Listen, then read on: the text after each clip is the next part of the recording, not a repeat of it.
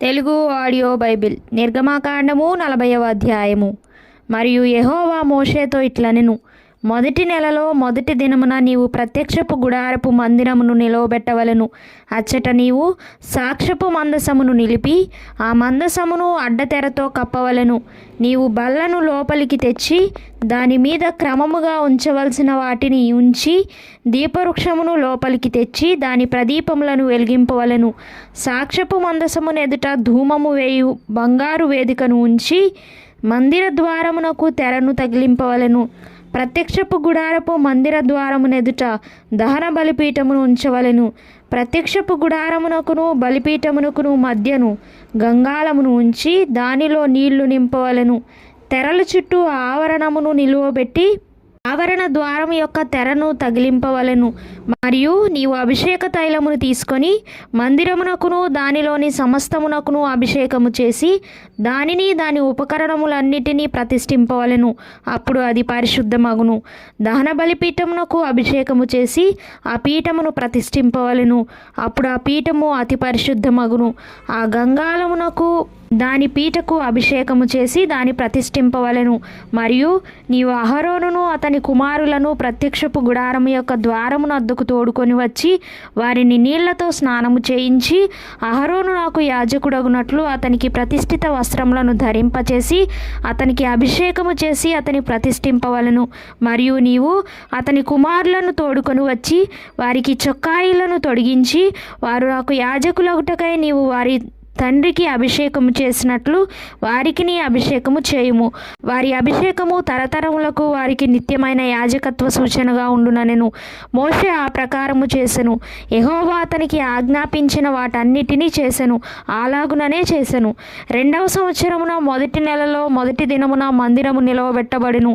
యెహోవా మోషేకు ఆజ్ఞాపించినట్లు మోషే మందిరమును నిలవబెట్టి దాని దిమ్మెలను వేసి దాని పలకలను నిలువబెట్టి దాని పెండె బద్దలను చొనిపి దాని స్తంభములను నిలవబెట్టి మందిరము మీది గుడారమును పరిచి దాని పైని గుడారపు కప్పును వేసెను. మరియు యెహోవా మోషేకు ఆజ్ఞాపించినట్లు అతడు శాసనములను తీసుకొని మందసంలో ఉంచి మందసమునకు మోతకర్రలను దూర్చి దాని మీద కరుణాపీఠమునుంచెను. మందిరంలోనికి మందసమును తెచ్చి కప్పు తెరను వేసి సాక్ష్యపు మందసమును కప్పెను. మరియు యెహోవా మోషేకు ఆజ్ఞాపించినట్లు అతడు ప్రత్యక్షపు గుడారంలో మందిరం యొక్క ఉత్తర దిక్కున అడ్డతెరకు వెలుపల బల్లను ఉంచి యెహోవా సన్నిధిని దాని మీద రొట్టెలను క్రమముగా ఉంచెను. మరియు యెహోవా మోషేకు ఆజ్ఞాపించినట్లు అతడు ప్రత్యక్షపు గుడారంలో మందిరమునకు దక్షిణ దిక్కున బల్ల ఎదుట దీపవృక్షమును ఉంచి యెహోవా సన్నిధిని ప్రదీపములను వెలిగించెను. మరియు యెహోవా మోషేకు ఆజ్ఞాపించినట్లు అతడు ప్రత్యక్షపు గుడారంలో అడ్డతెర ఎదుట బంగారు ధూపవేదికను ఉంచి దాని మీద పరిమళ ద్రవ్యములను ధూపము వేసెను. మరియు యెహోవా మోషేకు ఆజ్ఞాపించినట్లు అతడు మందిర ద్వారమునకు తెరను వేసెను. అతడు ప్రత్యక్షపు గుడారపు మందిరపు ద్వారమునద్ద దహన బలిపీఠమును ఉంచి దాని మీద దహన బలిని అర్పించి నైవేద్యమును సమర్పించెను. మరియు యెహోవా మోషేకు ఆజ్ఞాపించినట్లు అతడు ప్రత్యక్షపు గుడారమునకును బలిపీఠమునకును మధ్య గంగాళమును ఉంచి ప్రక్షాళన కొరకు దానిలో నీళ్లు పోసెను. దాని యొద్ద మోషేయు అహరోనును అతని కుమారులను తమ చేతులను కాళ్ళను కడుక్కొనిరి. వారు ప్రత్యక్షపు గుడారంలోనికి వెళ్ళునప్పుడును బలిపీఠమునకు సమీపించినప్పుడును కడుగుకొనిరి.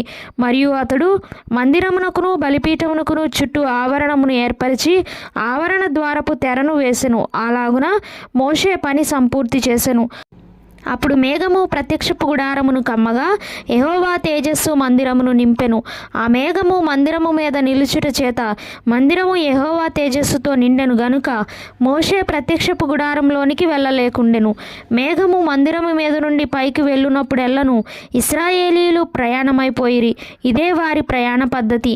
ఆ మేఘము పైకి వెళ్ళని ఎడల అది వెళ్ళు దినము వరకు వారు ప్రయాణము చేయకుండిరి. ఇశ్రాయేలీయులందరి కన్నుల ఎదుట పగటివేళ యెహోవా మేఘము మందిరం మీద ఉండెను, రాత్రివేళ అగ్ని దాని మీద ఉండెను. వారి సమస్త ప్రయాణములలో ఇలాగుననే జరిగెను.